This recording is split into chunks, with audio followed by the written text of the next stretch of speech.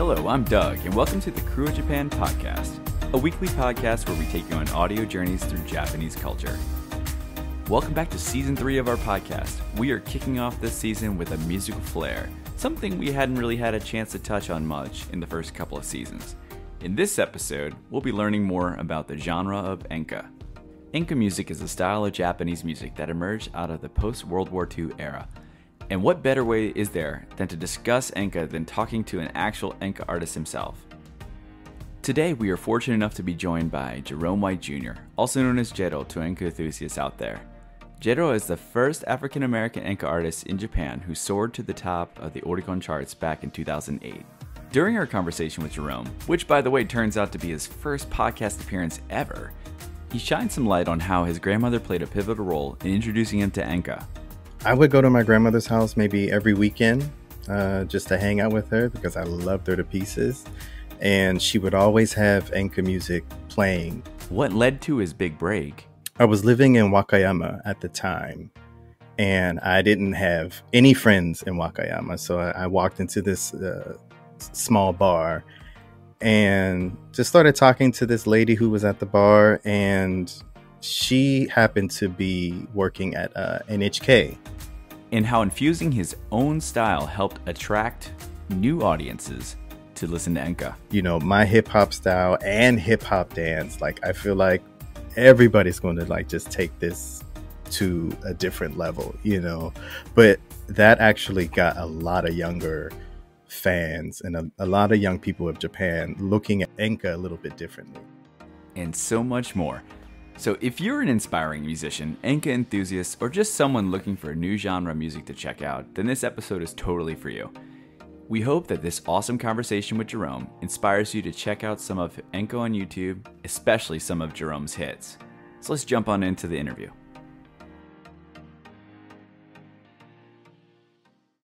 All right, and we are back with the podcast. Today we have a very special guest, Jerome White Jr., also known as Jero, for all you Enka fans out there. And we also have Jenn. Hey, Jenn. Hey, Doug. Jerome, welcome to the Krewe Japan podcast. Thank you. Thank you for having me. Yeah, and we are very blessed to have you on today and thankful you joining us to talk about Enka.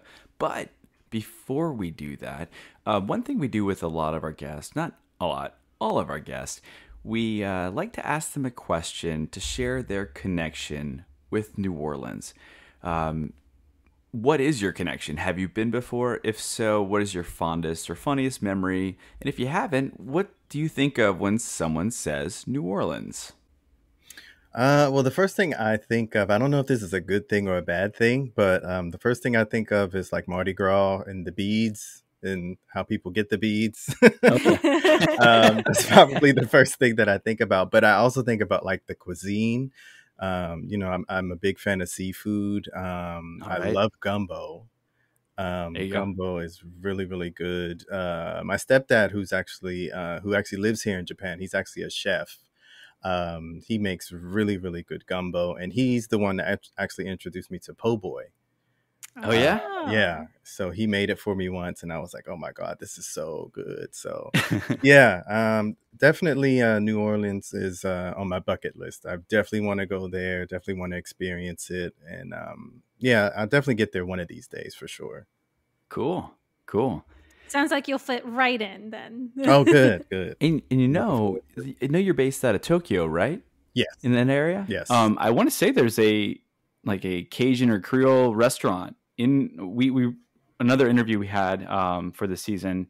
We spoke to a New Orleans restaurant owner in Osaka, and he mentioned that there's a couple or at least one kind of New Orleans-ish like food based restaurants in Tokyo. So if you're interested, absolutely. I know there are options out there. The Soul Food House. I haven't been there yet, but definitely would love to go to get some of that good New Orleans food. Yeah, I think that was the one. Yeah. Okay. Oh, was it Soul Food House? I think so. Okay. Yeah. Definitely know about that. I still haven't been. They've been here for a minute, but I haven't been yet. I need to go. It's on your radar. It is on my radar. Exactly. Yeah. Awesome. Well, then let's jump into the meat of today's conversation. Some of our listeners may be aware, but for those of our listeners who aren't, how would you best describe the genre of Enka music in general? Like what are some key attributes or elements of Enka, and what makes Enka itself a unique form of traditional music in Japan?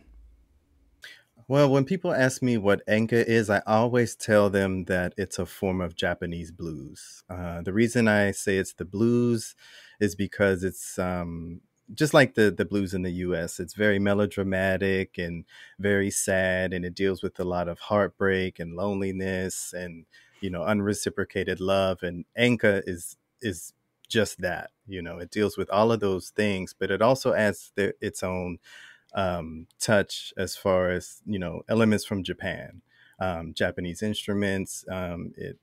It uses a lot of imagery in Japan, a lot of the scenery. It actually names certain places of Japan. It talks about different parts of its history, and so it gathers all of those things and makes it this very deep and melodramatic genre. And I think what makes Enka really unique is that, it uses a lot of symbolism. It uses all of those different parts to create a feeling in the listener to, actually feel what the main character of the song is feeling. And then it kind of takes it a step further with the actual person singing the song, where they have to kind of emote a lot of those deep feelings. So it's a really powerful genre, and I think that the listener has to use a lot of imagination when they listen to it. So if they understand the lyrics and they listen to the symbolism, they can kind of get a an image in their head about what the main character of the song is seeing, and kind of feel what they're feeling. And just like any song, you can kind of relate to it, in your own life. So you mix all of that in with the actual Enka singer, belting out this ballad, and I think it's a really, really powerful genre. And a lot of the younger generation of Japan really don't listen to Enka because it might be a little bit too deep for them, and also Enka actually started post-war, so that's why a lot of the older generation, I would say, maybe 50 and up, are Enka fans. So, while I was still singing, that was basically my main audience, was like 50 and up, usually older women, but I also had a lot of male fans as well. But those are the main, those are the core fans of Enka. Yeah. And I've had experience with like choir singing in high school. So I'm kind of curious on the point of like the aspect of like vocal training. Did you have to go through any vocal training to like get, because Inca to me is just so specific in the way you're singing that I feel like there has to be some kind of like training to get your voice to do, I don't know, just to do that kind of singing. Yeah, I didn't have vocal training until I got offered a deal to Ah, perform professionally. Yeah. It was all for me, just, watching and learning, and mimicking what they were doing, because that was my only outlet, just listening to all of the records that my grandmother had, all of the videos that were sent to her of all of these Enka artists singing. And I did my best to make myself sound just like they did. So when I actually learned how to project my voice and to take care of my voice and not actually belt out a song, and one of the major things that I learned how to do was to emote, to basically feel and understand the lyrics of the song, and basically project to the listener and make them feel all of the lyrics, make them um you know not just hear it in their ears but feel it in their hearts. And that's something, that takes a little bit of experience to do. So that was probably the only time that I had actual formal training. Vocal training was after that. Yeah. Okay, yeah, I was just curious because Mm. it's so specific of a singing genre that was like, I know my voice wouldn't be able to do that. After many tries in karaoke, my voice cannot do that. Despite my good efforts. Yeah, it's a hard genre to sing. I mean, it's fun to sing, you know. It's always one of those songs, one of those genres that you pull out at a karaoke party every once in a while, and everybody's like, "Oh, you're singing an Enka song," you know. Everybody's pretty surprised about it, but they are a lot of fun to sing.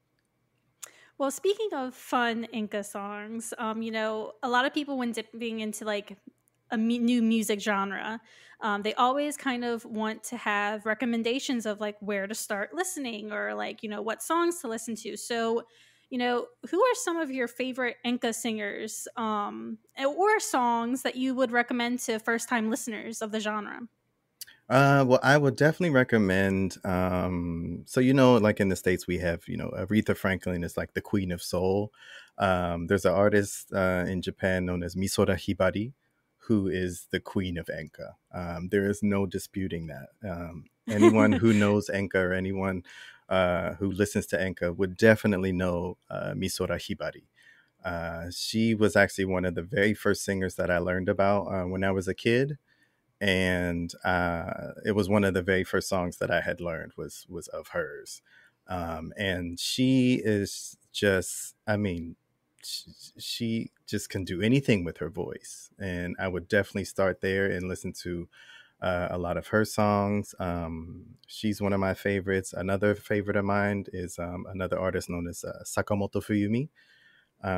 She is somebody that I idolized as a kid, just because every time she was on stage and every time she was on TV, she just seemed very personable.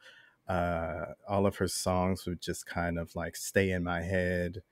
Her voice is amazing as well. Itsuki Hiroshi is one of my favorite male vocalists. And Sakamoto Fumi and Itsuki Hiroshi, they're both actually still singing to this day. I think Itsuki Hiroshi has over 50 years under his belt. Sakamoto Fumi's been in the game for about 35 years. Unfortunately, Misora Hibari died a while back, but she's still like the OG. She's still number one. So I would definitely start with those three artists. And then, YouTube is your friend. It's easy to fall into a nice little YouTube rabbit hole and start listening to a bunch of other singers and videos and things. And it's easy to get hooked on it. I mean, I definitely did. Who, and not to put you on the spot, do you know who sings Yosaku? Yosaku is Kitajima Saburo. Okay. Yes. Because that was the one song I would actually try, and I know that one all right. I don't know. I haven't heard it in a while, but when I would do my attempts, that was one of the ones. Yeah, I actually covered that. I pulled out Nomikais and Nijikais and all that fun stuff with workers. Yeah. I actually covered that song on one of my cover albums. Oh, did you? Okay. Yeah, I did an all a cappella version of it. Oh, cool. It's pretty cool. Yeah, I'm kind of actually proud of that. Yeah, exactly. But it sounds like from your recommendations, the genre is kind of still alive. People are still recording, Enka songs. So that's good to hear. Yeah, it is. I think there's a lot of new artists coming out currently as well, but unfortunately, it's not as popular as it was back in the day, which makes me really, really sad. A lot of TV shows, a lot of music shows on TV, they like to compartmentalize and they like to, separate Enka from pop music. And, it's all about the viewers. It's all about the, money makes the world go round, right? So, if they can get all of, more viewers, putting on this pop band on TV, then that's what they're probably going to do. As most people probably, the younger generation probably doesn't want to watch an Enka star on TV singing a song dated back from before they were born, so it really makes me sad. And it's kind of getting worse and worse. And a lot of Enka artists are losing outlets to sing.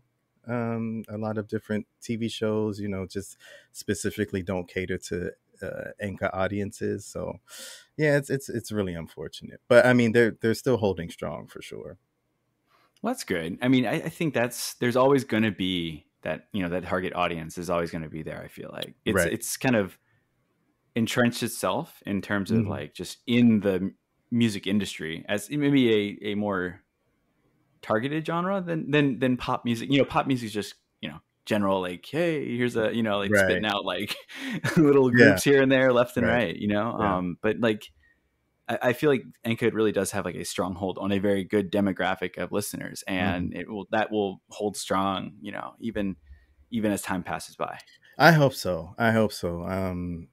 Just to see, like, basically you can count on one hand how many TV shows have Enka singers on them. Before, I think when I was a kid, I would see just a a TV show with music and artists on it would just span a bunch of genres, right? So, Yeah. and I think that's what made it so interesting. But since it's so compartmentalized and they just really are catering to just one specific audience, it kind of hurts the genre, right? Yeah. Because pop The music definitely exposure. has, yeah, Yeah. exactly. They lose a lot of exposure. So a lot of people don't know that this person has a new song coming out, or they don't know this song is a really good song. So, Yeah. yeah, I mean, but like I said, they're doing their best. I think so. Sure. Well, you had mentioned when you were a kid and watching the show that had Enka in it and whatnot. That brings us kind of to our next question. Was it's pretty well documented that your grandmother had a very huge influence on your life Mhm. growing up, especially when it comes to Enka. You had mentioned she kind of introduced you to it. Can you help describe how she helped create this connection between you and Enka?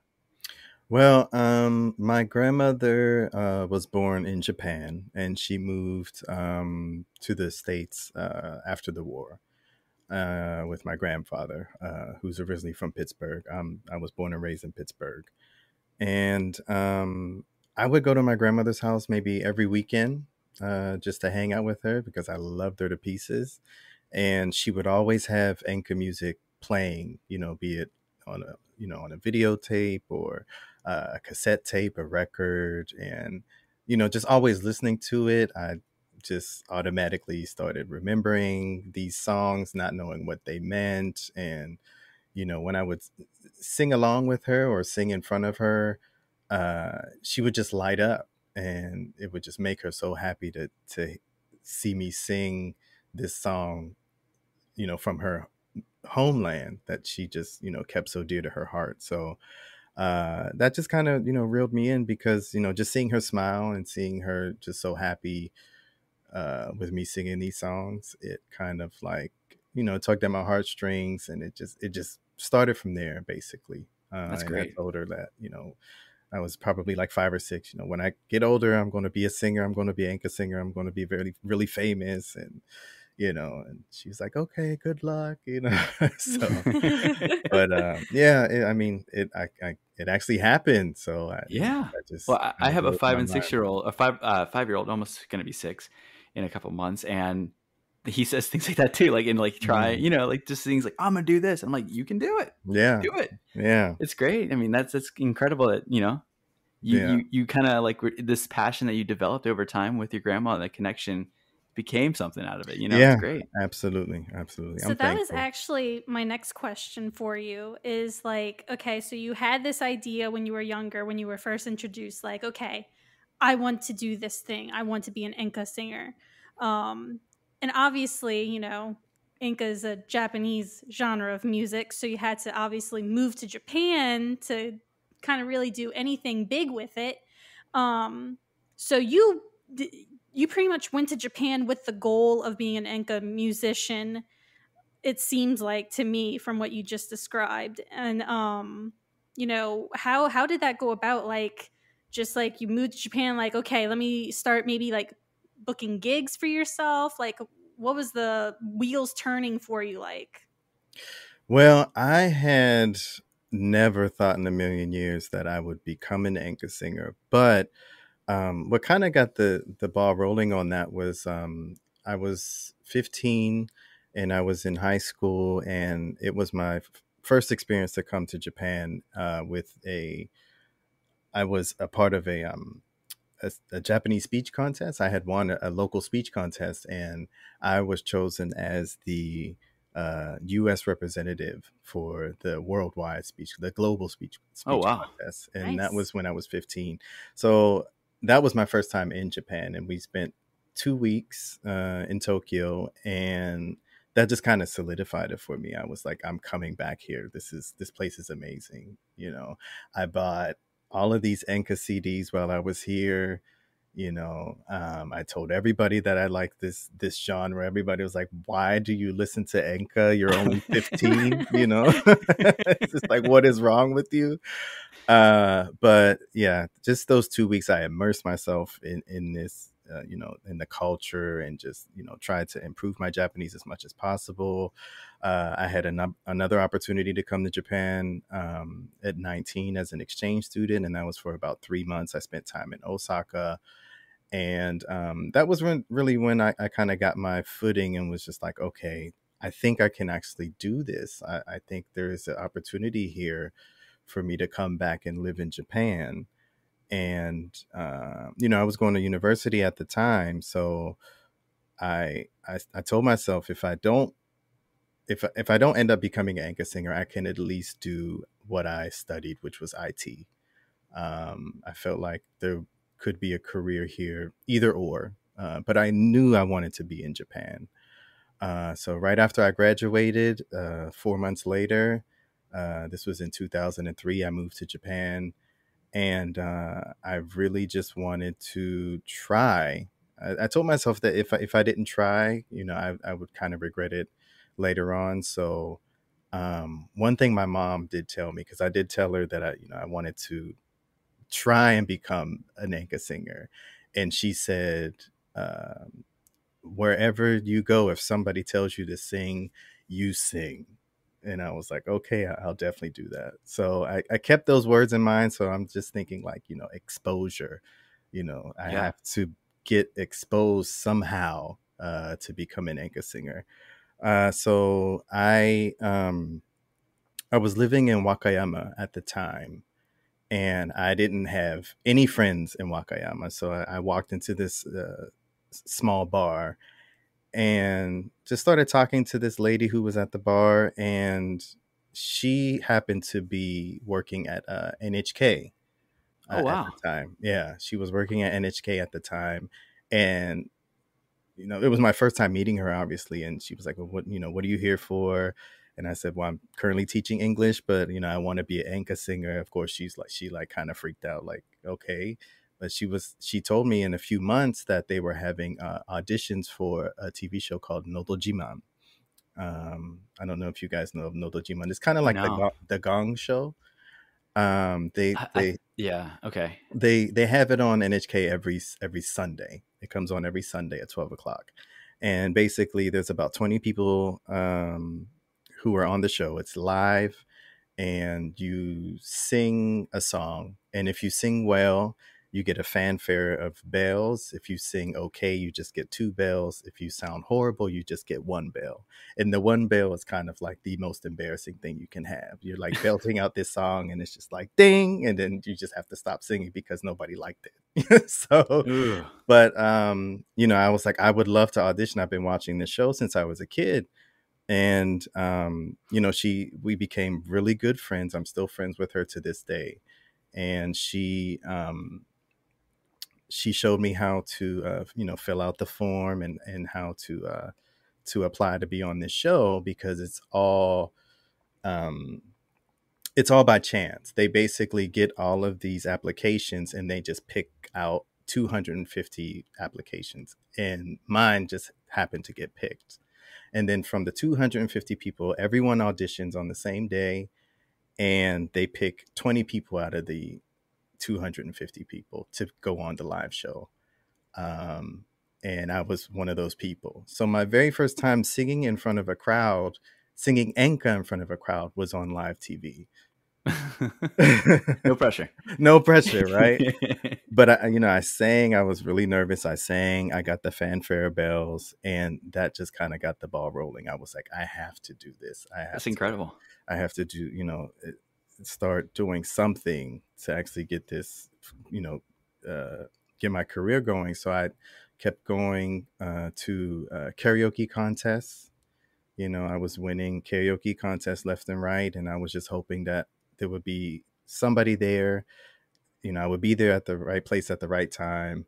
Some record exec hopefully would look at me, see the potential, and sign me. And that's exactly what happened. So yeah, sounds like it all paid off. it really Yeah, did. I mean, it just happened. You walked into a bar and was it Wakayama, right? Yes. And and it's like almost like serendipitous, right? It really is. It's meant to if it's meant to be, it's meant to be. Yeah, it's great. It's crazy how life works, but yeah. And I mean, like you mentioned, I mean, you're a foreigner singing Enka, and when, like you said, when you were talking earlier about being a 15-year-old, you're like, why the hell are you? Why the hell do you like Enka? You kind of stand out from that, and I mean, you'll be known in the industry as a pioneer because you were like the first Black Enka singer in the Japanese music industry. Yeah. And as a foreigner as a whole, like, were there any particular challenges you ran into that were like, I don't want to say gatekeeping, but barriers that you may have run into that made things a little bit more challenging and difficult? Was like you said, the form, you needed help filling out the form for NHK to get the paperwork in there. I'm sure signing with agencies and stuff involves a lot of legalese that, you need to rely on lawyers and stuff. Like, what were some of the things that you ran into that maybe were challenging because you were a foreigner? You maybe, weren't used to living in Japan and dealing with certain things. I think the most thing for me was possibly not being taken seriously. I kind of just let my voice speak for itself, and let my story speak for itself, because this whole Enka thing just basically started with my grandmother. So I basically made sure that people knew where this love for this genre of music came from, and basically just let the story and let the voice speak for itself. And I think actually me being a foreigner kind of worked in my favor, right? Because it's something that's never happened before. Someone that looks like me singing something so Japanese, that Japanese people wouldn't even think would ever happen in a lifetime, so I think it actually worked in my favor, just being a foreigner, and my story as well. So I'm thankful for that. I embraced that wholeheartedly from the beginning.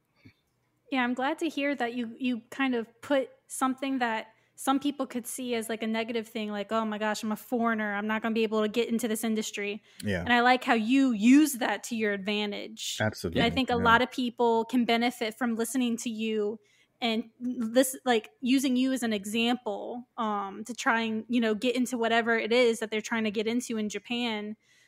Just because you're a foreigner doesn't mean you can't, use what you can work with, right? Yeah, absolutely. It may take a little more work, but yeah, for sure. And I think the mentality of Japanese people think that everything is so hard that we're the only ones that can do it. Even when it comes to their language or when it comes to their specific ways of doing things. When a foreigner can come in and learn and actually embrace, parts of Japanese culture and do it as well as they can, it's just like, it's so just surprising to them. So, it takes a lot of, you have to be,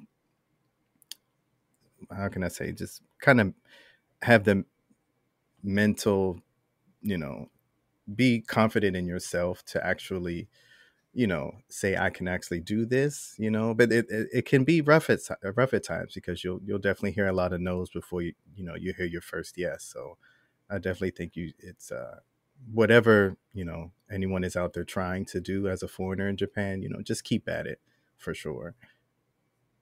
And I mean, when something becomes popular in Japan too, it takes a meteoric rise, right? Like, if one thing breaks the news, it's pretty much like you said, NHK is the leading like channel in Japan when it comes to news. So Oh, yeah. if you make it there, it's, you know, takes off. And I mean, a big Right. part of your success and popularity was one, being a foreigner, but you also kind of put your own twist and like your own like kind of stamp on the genre. In, you know, integrating like some different aspects that maybe they hadn't heard in that type of music before.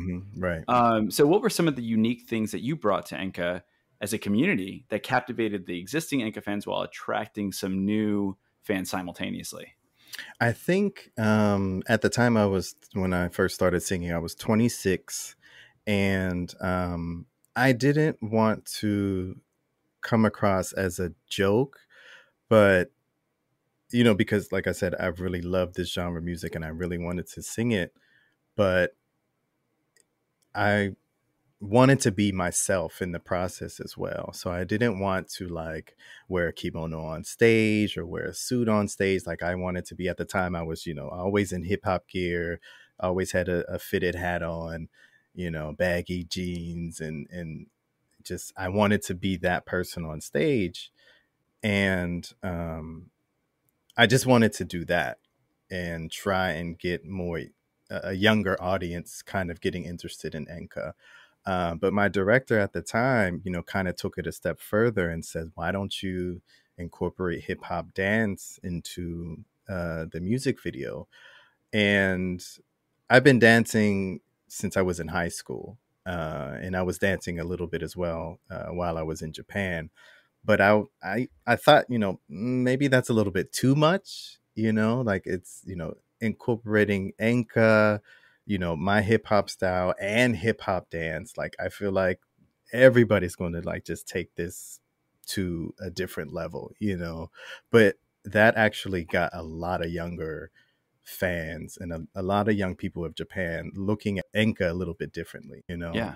And after I had came out with my first single and just seeing the crowds at, you know, several of my shows, I mean, it was just a nice balanced mix of ages, and they were really interested in what I was doing, and it blew my mind. So I was actually thankful to him for suggesting that.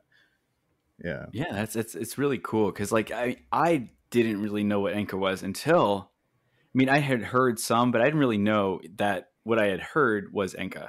You know, Mm-hmm. I never really associated this type of song to the genre. I never put a name to it. Mm-hmm. But I think was it 2000? It was 2008, right?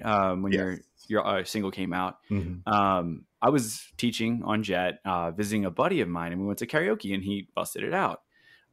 So it's one of those like, it's one of those things that I would have never really gotten more into Enka or even tried it, but like yours was different Mm-hmm. from what I had heard, you know, again at Nijikai's and Sanjikai's at like 2:30 in the morning when like my drunk colleagues are belting out like karaoke songs. Right.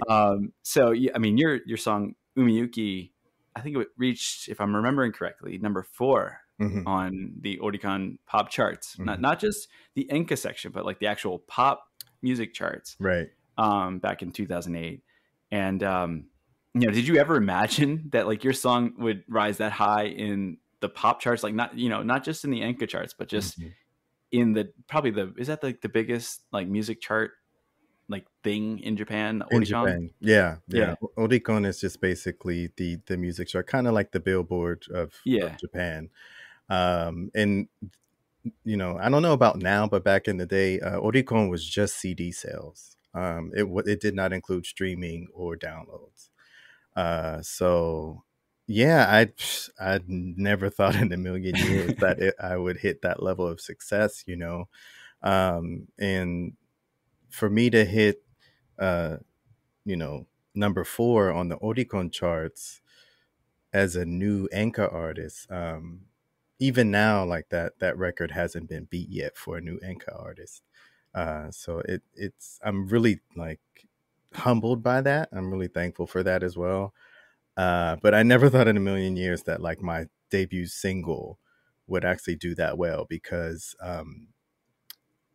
Enka has this kind of like saying, kusetsu nanjunen, which basically means that you're going to fall for a few years, or you're not going to do a few years. You have to actually struggle for a few years before you actually hit success. It's very rare for an Enka artist to actually hit a, a high point in their career with their very first single. And I think I was really lucky, and I had the right team. It was something new, and it all just kind of it meshed together really well. That's great. And then, 2008 hit at, that's your hit drops. And then the year ends with you getting selected to perform on Kohaku Uta Gassen on NHK on New Year's Eve. And I don't know if all of our listeners know, but that's like the big musical event that goes on New Year's Eve, kind of similar to how in the US we have our like countdown shows and with the performances and artists and whatnot coming out and singing. So what was that experience like? And what did it mean to you to be selected and perform on that stage?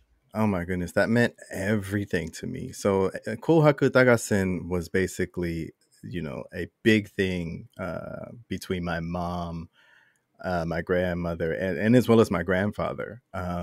Since we couldn't watch it in real time back in the day, we would always get a video sent to us in the US in Pittsburgh.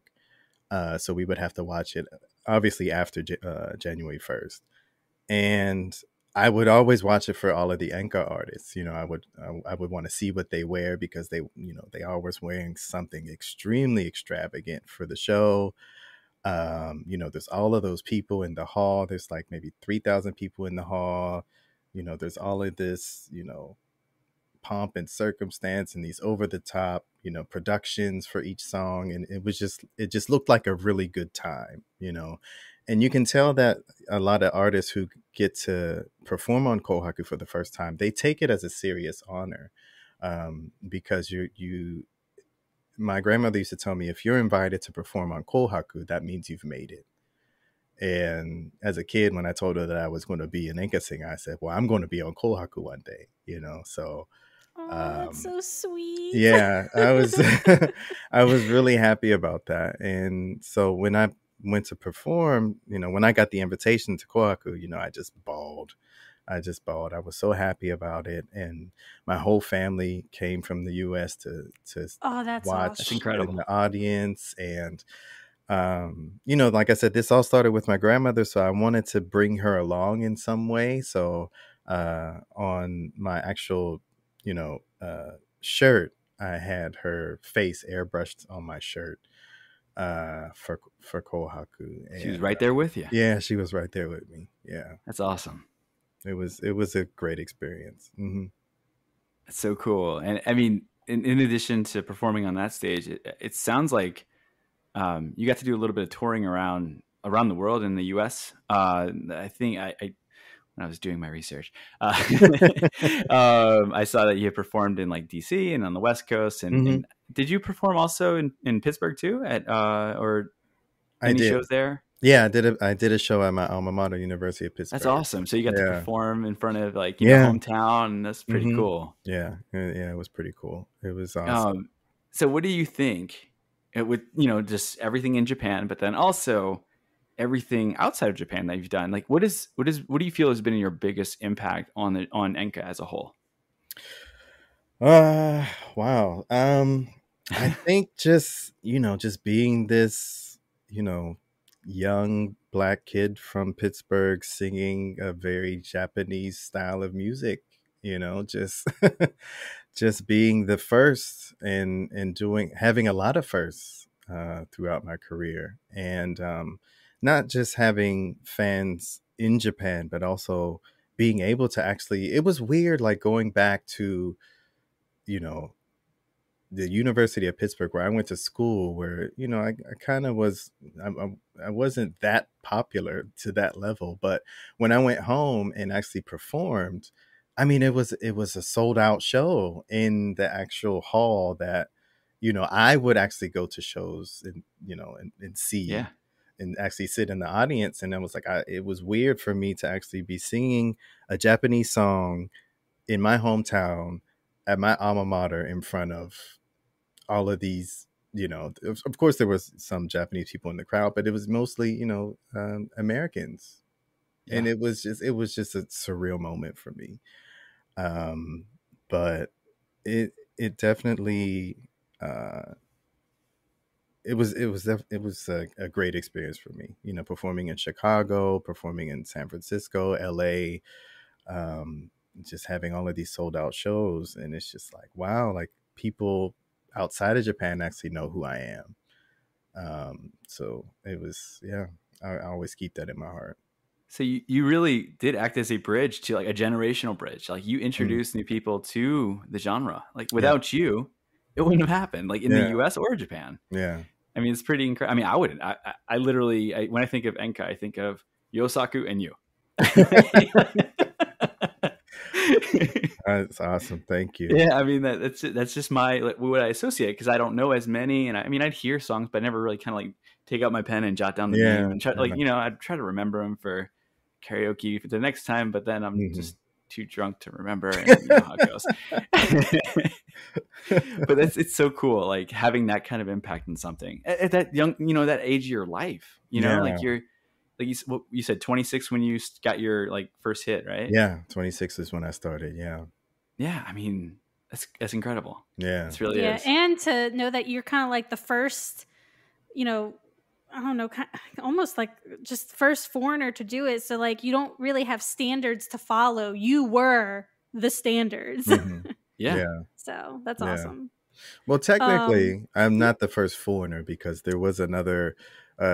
A person from India named Chada. He was the very first Enka singer. Oh, okay. Yeah. That's interesting to know. But I am the very first African American Enka singer. All right. Okay. Yeah. Just a little history, a little Enka history. Yeah. So maybe there was a little bit. Maybe there was a little bit of standards, but you definitely made your way with your own kind of vibe going. So that's awesome. Yeah. You said the Indian person was Chada? Chada, yeah. And was it a younger person or older? Or? This was back in, I want to say the late 1970s, early 1980s. Yeah. Oh, wow. Yeah. Okay. Yeah. I think his single was called... Oh, don't get me to lying. I know how the song goes, but I can't remember the name of the title. I'm sorry, Chada. But yeah, his name is Chada. He's from India. Yes. Like you said, YouTube rabbit hole. Here I come. There you go. There you go. Well, you kind of mentioned it a little earlier in our podcast, but like you had this idea that like if you couldn't do Enka, you would have your backup from your college days, which is, studying IT. And, you decided to transition from the music industry in recent years and to pursue a career in IT, which that's something that you and Doug actually have something in common with, because Doug also works in IT. So, what kind of attracted you to do, to be in the IT industry in Japan? And, do you ever see yourself, going back to music at any point? Well, I did sing for 10 years. Which is a long time. It is a very long time, yeah. It definitely had its struggles, just lots of ups and downs. And I'm more of a type of person that does a whole lot better with stability. I like having stability in my life. And when there's a lot of ups and downs, it can kind of take its toll on you mentally, Sure. Which is probably the main reason why I decided to kind of take a hiatus and take a break from singing. But I told myself at the beginning of my career that if I decided to leave music, that I wanted to leave without any regrets. I wanted to actually do everything that I could to keep singing. But if it got too much, if it got too stressful, if it kind of got too hard, I would definitely put myself first and take care of me. And that's what I did. Yeah, that's what I did. It was a really hard decision to come to, But I'm really glad I did it because I'm in a much better place right now. But I enjoy what I do in IT. And I'm actually glad that my grandmother, she's the one that actually told me, I was ready to come to Japan right out of high school. I was like, I'm ready to go. And she's like, no, you have to finish college. And so I'm actually thankful for that too, because if I just kind of come over here thinking that I was going to be a singer right away, if you couldn't sing anymore, what was I going to do? So I'm Yeah. glad I actually had that backup. And if there was an opportunity for me to go back into singing, and if the right opportunity presented itself, absolutely, because I do miss it. I can't lie about that. I do miss singing. I do miss the adrenaline, the rush, and the music as a whole. I still listen to the music, but just the performing aspect of it is always a good thing. But yeah, if I had the opportunity, I would definitely take it for sure. Who knows? Maybe one of our listeners is going to be like, hey, I got the opportunity for you right here. Man, bring it on. Bring Just it like on. that bar in Wakayama, man. Yeah, You never know what exactly. happens. Exactly. So That's I did awesome. have a question for you. Just curious, since we are both IT professionals, Hmm. what area of IT do you look at? Are you on like more like infrastructure or programming, coding? What kind of type of IT work do you do? I hate coding. Let me just put that out there. Yeah, it takes I'm a not a big coder, yeah, but I'm yeah. more of like system engineering, infrastructure type of guy. Cool. Yeah, I do like doing a lot of the back end stuff, and just kind of configuring things, making sure everything works, and administrating a lot of different parts of it. Yeah, I kind of work better when I'm just like on my own and not have to deal with other people, and just I'm content with the monitors in front of me and just working on something, focusing on one thing. You would think I would like to be a coder, but that's just a little bit too much. Yeah, a You little should, bit too I much. would turn my computer and show you my setup because I probably have the stereotypical Oh, IT setup of I do like too. there's two computers there and I'm holding a computer and there's two more monitors around it. So Yeah, my yeah. webcam, the wire's a little bit short, but I literally have three monitors in front of me. Yeah, so yeah, and the gaming chair. So I don't um, know how I just lived with just one laptop screen for like the early 20s of my life. I right. didn't have a second monitor until I started doing this. I'm like, what was I doing? Yeah, exactly. It makes a total difference. I get it. Well, back to kind of the music topic. We may have listeners who may be interested in breaking into the Japanese music scene, any genre really. Would you have any advice for someone who is trying to look into doing that but maybe discouraged? Oh, definitely do it. I think we need more foreigners on TV in Japan, period. Um, I think it's always a good thing just to show that there are a lot of different cultures and a lot of different, breeds out there, just a lot of different mixes of people and different types of people in the world. And I think Japan is doing a decent job doing it. I think they can do a whole lot better. But yeah, for sure. I mean, just like I said, for me, it was just just exposure.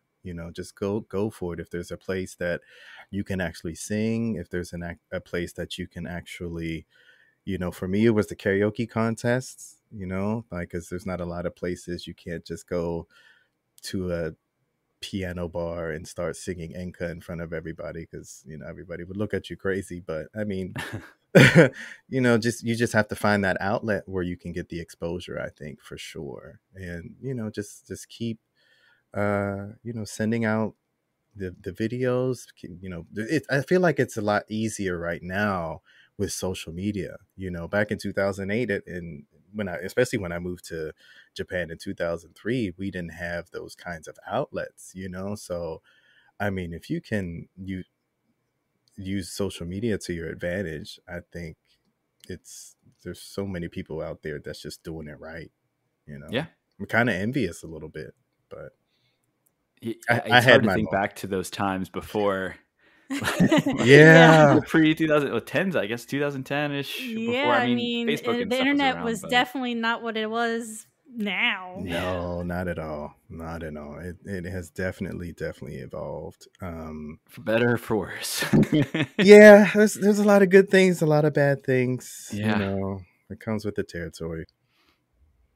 But I mean, that kind of brings us close to the end of the end of our interview with you about Enka. But usually we have a few fun questions that we like to Okay. ask some of our guests. Okay. We do sometimes a lightning round or bonus like rapid fire question challenge or things like that. But we're gonna keep it a little simpler today. Okay. Just a couple questions. But so, and you don't know any of this, right?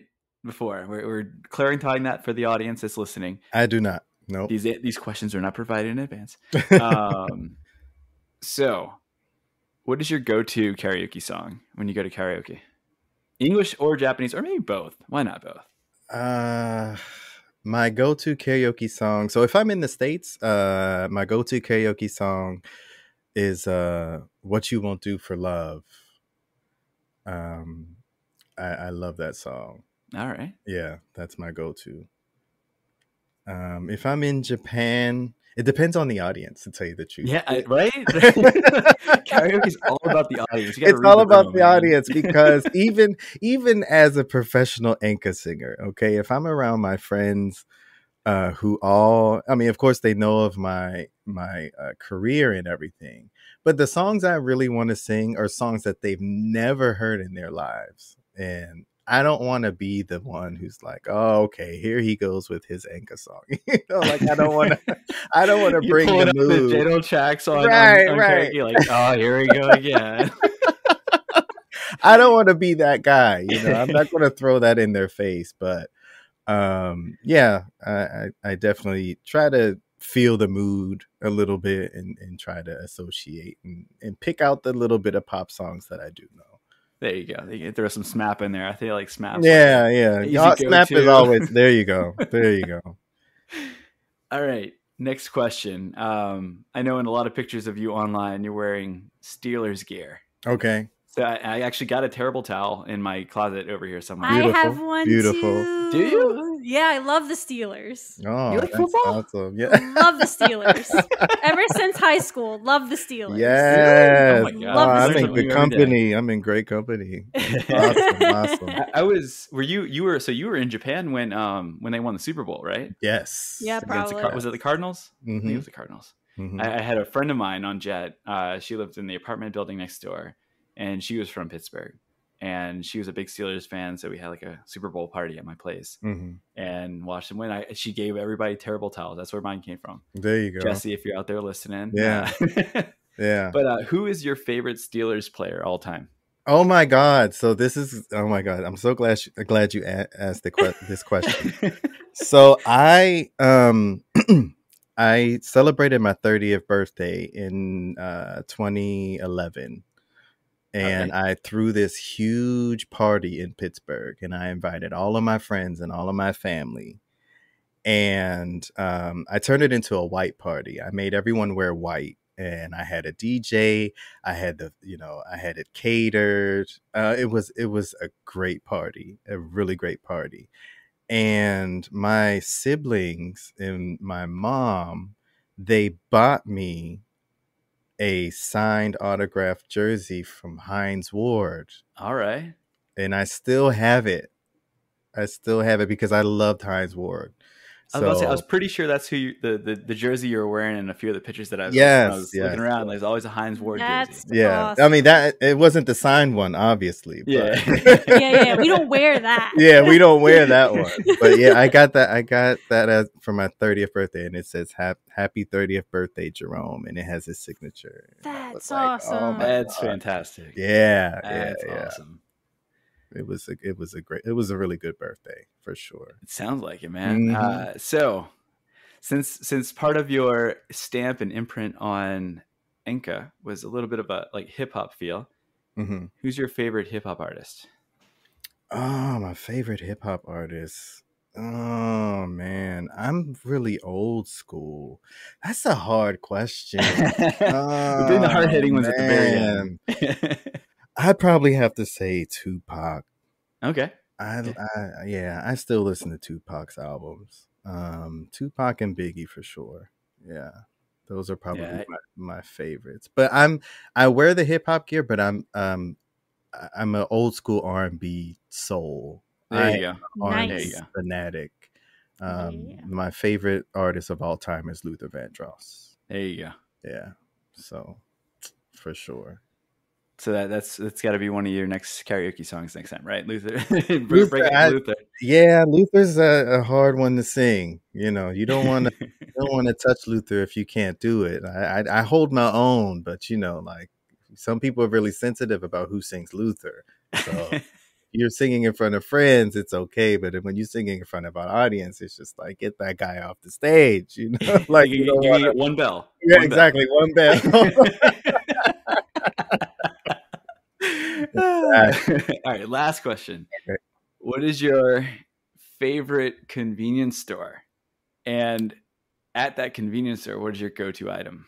Oh, that's easy. That's easy. Okay. 7-Eleven string cheese.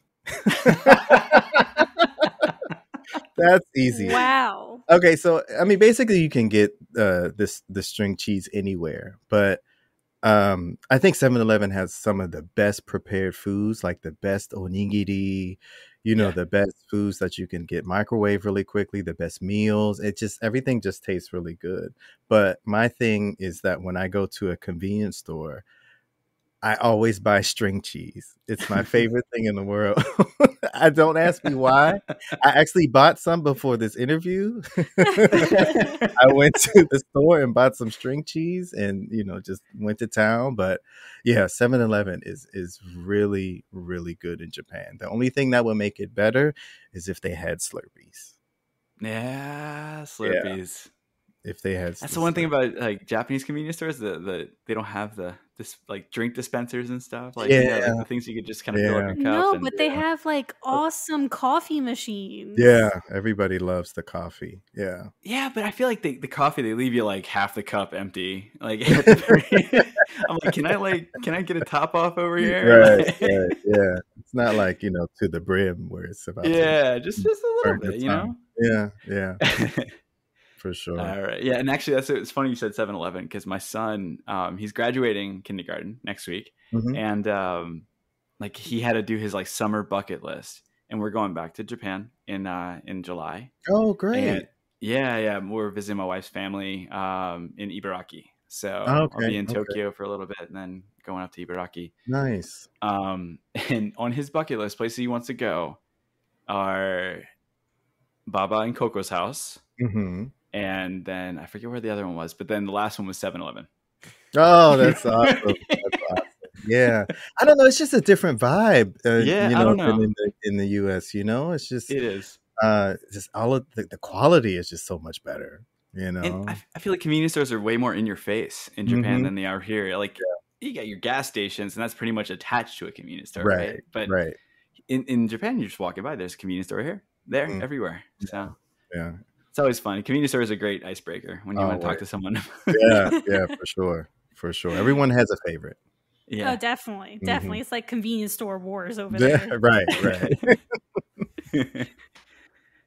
All right. Well, I mean, that's pretty much all we got for you, man. Thank you so much. It was a lot of fun talking to you. And same here. Thank you for reaching out and asking me to do this. This is actually my very first podcast that I've done ever in life. Wow. So I can cross off my bucket list. Yeah. Krewe Japan. Here we go. Jero first. Before we totally wrap up, do you have anything maybe that you have upcoming, or maybe a YouTube channel, Twitch streaming channel, website, social media you want to just let people out there they're looking for you, want to look for some of your content? Yeah. So I definitely, I don't, I'm not performing at all right now, but I do try to keep my Twitter page up to date. So if you want to follow me on Twitter, my handle is Jero Enka, JeroEnka. And I also recently, just about a few weeks ago, I joined Cameo. Oh, Yeah, I joined Cameo, and they recently released here in Japan. So if you search for me on Cameo, you can search for my real name, Jerome White, or Jero. It should pop up. And if you want me to give that special someone a birthday message, a congratulations, a bar mitzvah, whatever you want me to do, I can do that as well. So yeah, Cameo and Twitch are good ways to get in contact with me. I'm going to do a cameo requesting some Luther Vandross. Oh my God.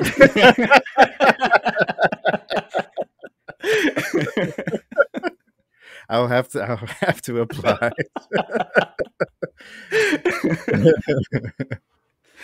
Well, again, thank you so much, man. It was a lot of fun. We don't want to keep you anymore. I know it's early in the morning over there. It's Saturday. I'm off true. today, so there you go. Good. There you go. Well, go do something fun. I know it's you got a whole day ahead of you. Yeah, we'll do. Thank you so much. More string cheese. Yeah. I think I'll do that. Always a good time with string cheese.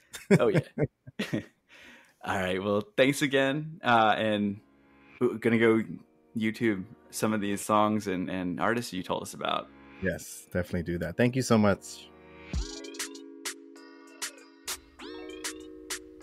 And just like that, this week's episode comes to an end. Thank you so much for tuning into our podcast. In today's episode, we learned a lot about the world of Enka, not just about the genre itself, but what it's like to be an Enka singer too. A special thank you to Jerome White Jr., aka Jero, for joining us for a great conversation. It was so good to hear his story and how he made his mark on the Enka community, not only in Japan, but around the world. We hope some of Jerome's story and experiences inspire you to check out some of those Enka recommendations on YouTube, especially some of those Jero hits. Heck, next time you find yourself at karaoke, maybe give an Enka song a try. Can't be much worse than me. Got a recommendation for Enka? Or maybe you have an idea for a future episode. Share with us on social media, on Instagram, Facebook, Twitter, at Krewe Japan Podcast. Instagram is at KREWEOFJAPANPODCAST. Yeah, I'm going to spell it out for you because it's been a long time since we had an episode come out. Facebook, Krewe of Japan Podcast, and on Twitter, at Krewe of Japan, KREWEOFJAPAN. While you're there, give us a like, follow, retweet, share, whatever floats your boat. We appreciate it. Let us know how you're enjoying the podcast. Or perhaps, maybe you prefer to provide feedback in a more private setting. Send us an email at KREWEOFJAPANPODCAST@gmail.com. That's Krewe of Japan Podcast @gmail.com. Speaking of feedback, if you are enjoying what you're listening to right now, please feel free to leave us a 5-star review on your favorite podcast streaming app. Trying to level up that rating game, y'all. Come on. But seriously, any and all support is greatly appreciated. Season 3 is just beginning, and we're about to take off. And unfortunately, this episode is coming to an end. But stay tuned for every Friday afternoon. We're going to be dropping new episodes coming out to your streaming apps. Oh yeah, and one more thing. Are you interested in joining Japan Society New Orleans? Or maybe you already are a member. Heck yeah, you are. If you are in the greater New Orleans metropolitan area, on June 29th, join Japan Society New Orleans and Japan Club of New Orleans for a meetup at Wetland Sake Brewery at 5:30 p.m. Who knows, maybe you'll catch yours truly there. But that's it for today. Until next time.